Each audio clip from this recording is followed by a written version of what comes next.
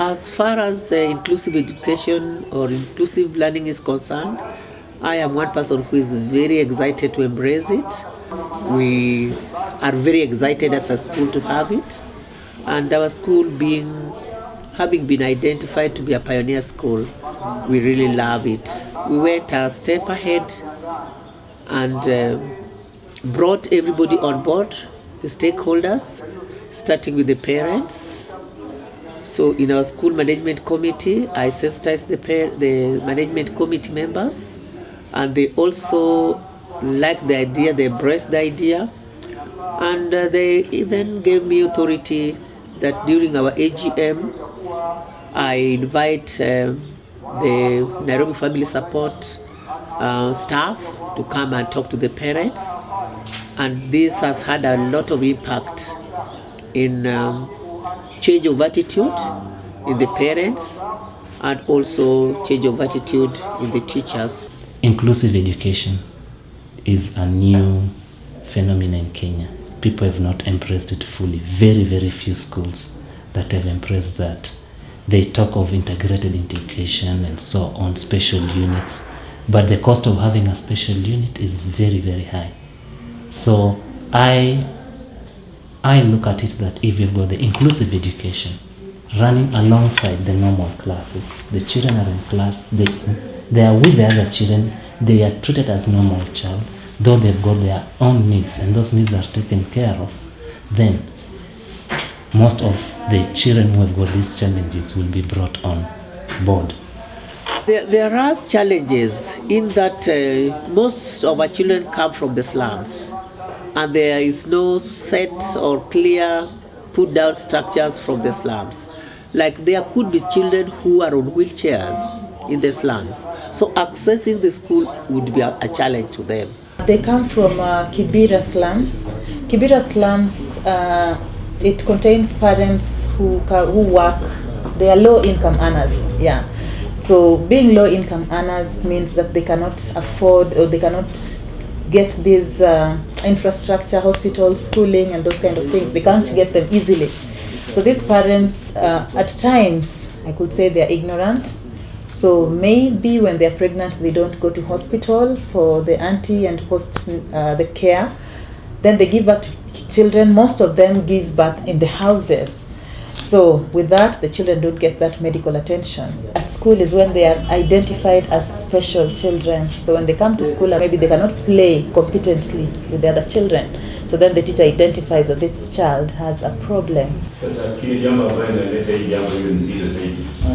Ni kwamba upande wa disability inakuwa kwa jamii mingi sana. Sasa kwa upande wa community, ukirudi kwa community inakuwa ngumu zaidi kwa sababu most of the disability children huwa wanakaa na mama zao kwa hizi maslahi. Pengine mama yake amezaa mtoto wa kwanza. Baba yake anaona kwamba ikiwa huyu mama amezaa mtoto, inamaanisha this woman atazaa watoto kama hiyo. So out. Sasa hiyo inakuwa inabidi watoto wote ambao atazaa juu ya hii, atazaa sasa akiwa nje. So huyu mama akae peke yake. Na huyu mama azidi kufikiria kwamba huyu mtoto ambaye ako naye. Sasa amebadilika. Huyu mtoto sasa ikawa shida sana kwa community tena kwa sababu it reaches wakati wa kuoa au wakati wa kuolewa. Ile inaleta jambo ambalo ndugu yangu anasema kwamba mtoto anafichwa, mtoto anawekwa pale gani, mtoto anasema kwamba huyu si mtoto wangu. Wakati wa kuolewa lazima useme kwamba yeye mtoto ni wako. Kwa sababu automatically ukisema huyu mtoto ni wako, umeridhika ndio. Sasa hizo vitu kama hizo inakuwa ya kwamba watu wengi wale mambo ambayo sasa hivi wako estate, ambaye sisi kama wazazi tunazidi kupenda, na ukikaa kwa plot nyingi unaweza kaa kwa muda mrefu na ushtukia kwamba hapa plot iwezi kosa wale mambo wawili. Like for example, kuna mlemavu lakini still is very young, hawezi enda shule. Ni mtoto mdogo sana, still ako weak. In fact, nimesenda kwa nyumba hiyo about 2-3 times nikiongea na mama yake, nikakuta ya kwamba baba yake amemkuza na huyo mtoto yote kabisa, kwa sababu hii nguvu yake tu na sikio yake pia hii sehemu yote hakuna, lakini kusikia anasikia. My son started ailing of epilepsy in the year 2010, July 4th. That is when he was diagnosed of having epilepsy.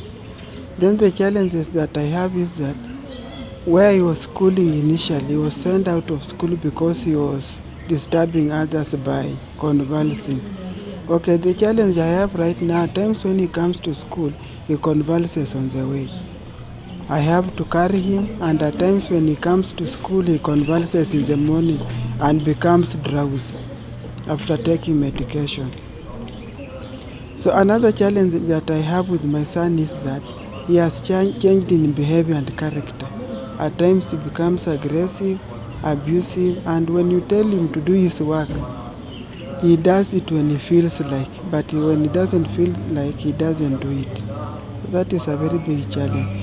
And another challenge is that ever since he started becoming sick, the father at times, he feels so much frustrated and he complains that maybe it is a form of witchcraft.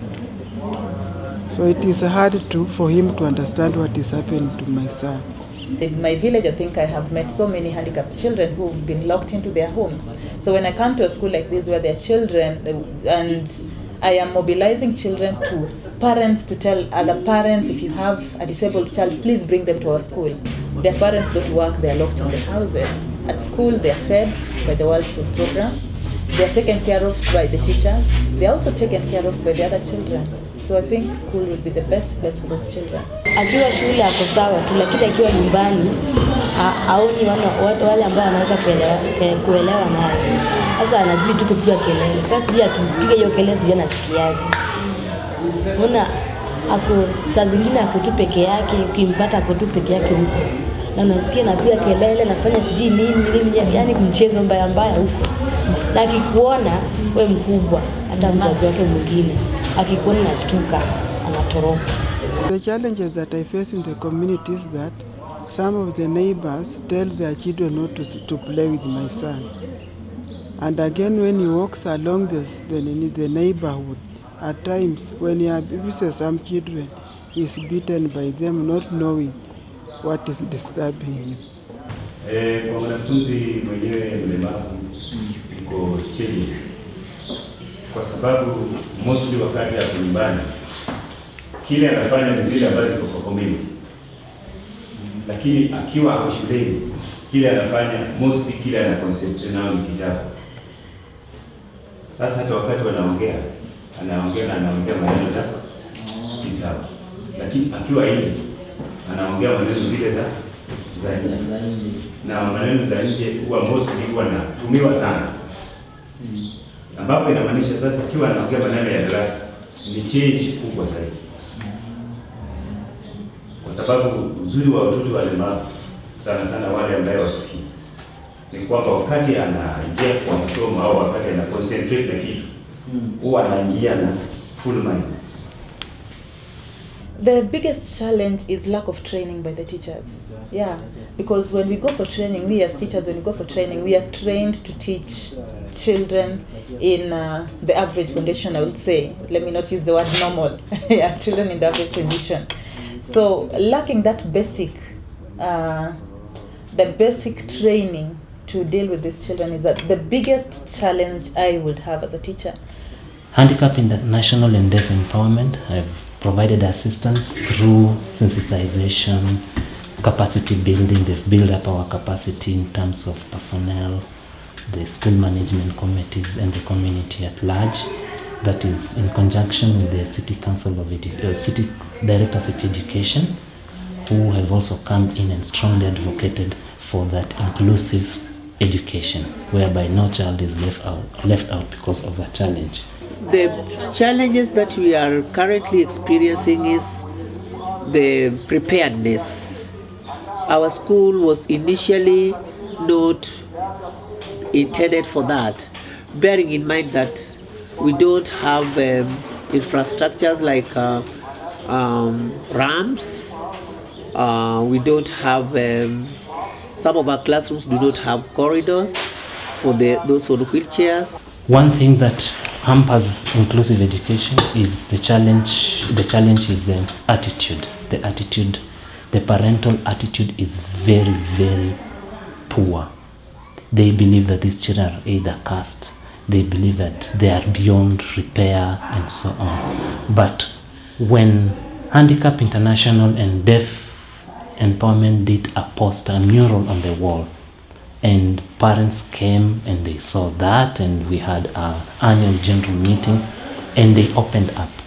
And from there we started seeing the fruits. They started bringing in these children, and the children could come. The other children also were sensitized before we started bringing in them in bulk through Handicap International and Deaf Empowerment. So the children at their own level, they've got no problem. It is we adults who have got that problem. We have seen a lot of change of attitude in children whom we have also trained and sensitized to be aware that these are their own brothers and children and sisters, and therefore it is not something that really looks strange. My advice is this: I should ask the other head teachers to stop seeing education as only academics, but to start seeing education as a way of bringing up children to be useful citizens. And to make children useful citizens, they don't have to be good in education, no? They can be good in practical work, they can be good in technical work, they can be good in any other work. So my advice to the head teachers is this: they should include all children. We have embraced inclusive education, but our teaching method has changed in that these children need special and individual attention. So we have embraced individual teaching, whereby the teacher teaches normally, but more of attention is given to these children with special needs, depending on their disability. The program has provided a voice to the voiceless. Those are the challenged children, the children who do not have a voice. A child who is speech impaired has got no voice. A child who is visually impaired has got no voice. The joy of it is that children really appreciate these other children with the disabilities. That's what we love most. So it makes our work easier. Yeah, because they go out, they help us to see these children, especially when they have problems, and they can share it with the other children, or the other children can identify these problems before we do it. So that way we are able to work very well with the children and this particular child.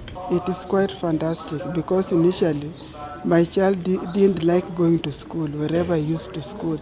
But immediately I brought him here, he likes the school and he didn't even want the school to close.